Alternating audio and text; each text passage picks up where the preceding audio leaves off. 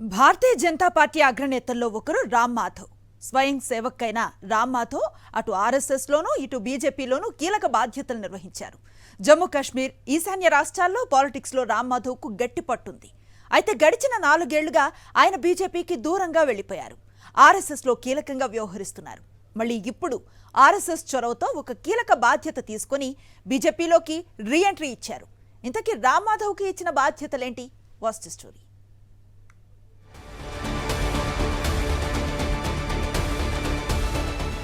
జమ్మూ కాశ్మీర్లో ఒకప్పుడు బీజేపీకి పెద్దగా పట్టు లేదు.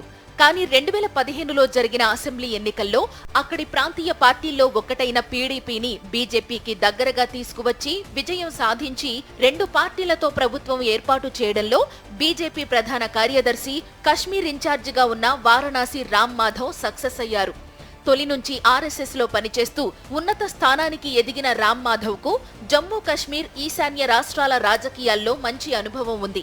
ఆయా రాష్ట్రాల్లో ఎన్నికలు జరిగినప్పుడు రామ్ మాధవ్ అక్కడికి ఇన్ఛార్జిగా వెళ్లి బీజేపీని విజయపథంలో నడిపించారు.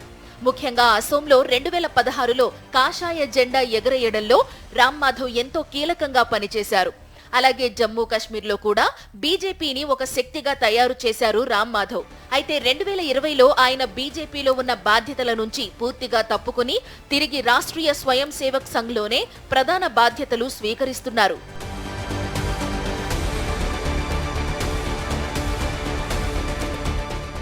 ఆర్టికల్ 370 రద్దు తరువాత జమ్మూ కాశ్మీర్ రాష్ట్రంలో తొలిసారి ఎన్నికలు జరగబోతున్నాయి. ఇప్పటికే తెలంగాణ పార్టీ అధ్యక్షుడు, కేంద్ర బొగ్గు గనుల శాఖ మంత్రి గంగాపురం కిషన్ రెడ్డి కశ్మీర్ ఎన్నికల ఇన్ఛార్జిగా బాధ్యతలు నిర్వహిస్తున్నారు. ఈయనకు తోడుగా కశ్మీర్ రాజకీయాల్లో బాగా అవగాహన ఉన్న రామ్ మాధవ్ను కూడా పంపించాలని బీజేపీ నిర్ణయించింది. ఆర్ఎస్ఎస్ లో ఎంతో ముఖ్యుడైన రామ్ మాధవ్ను 4 ఏళ్ల తరువాత తిరిగి బీజేపీ బాధ్యతల్లోకి తీసుకువచ్చారు. ఆర్టికల్ 370 రద్దు తరువాత అక్కడ బీజేపీ పట్ల వ్యతిరేకత పెరిగిందనే ప్రచారం జరుగుతోంది. ఈ పూర్వ రంగంలో అక్కడ కాషాయ జెండాను రెపరెపలాడించాలంటే రామ్ మాధవ్ మరోసారి ఎంట్రీ ఇవ్వాల్సిన అవసరాన్ని అటు ఆర్ఎస్ఎస్, ఇటు బీజేపీ గుర్తించాయి. అందుకే ఆయనకు ప్రత్యేక బాధ్యతలు అప్పగించారు. కిషన్ రెడ్డితో కలిసి పనిచేయడానికి కశ్మీర్కు పంపించారు.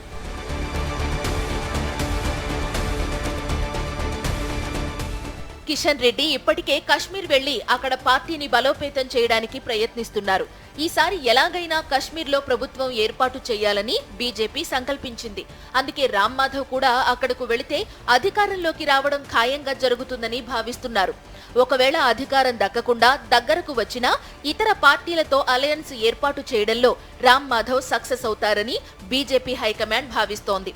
ఇతర పార్టీల నుంచి బీజేపీలోకి చేరికల పర్వం ఉధృతంగా సాగుతోంది.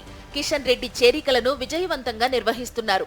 ఇక రామ్ మాధవ్ కూడా ఎంట్రీ ఇస్తే ఇద్దరూ కలిసి కాషాయ సేనను విజయపథంలో నడిపిస్తారని భావిస్తున్నారు.